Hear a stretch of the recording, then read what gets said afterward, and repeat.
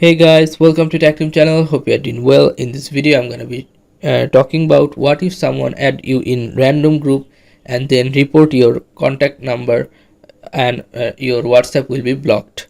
So how to prevent this or do this before someone banned your WhatsApp number. So what you're gonna do this go to WhatsApp first. Then you have to click on top right corner three dot icon. Click on this, go to settings. Now go privacy, the second option, and after going to privacy you will find here groups, this option. Click on this. Your now choose my contacts.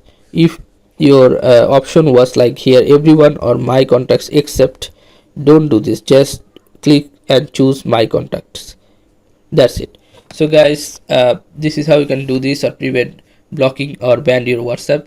So guys, if you find this video helpful, then please give a thumbs up and don't forget to subscribe the channel. Thank you so much for watching the video.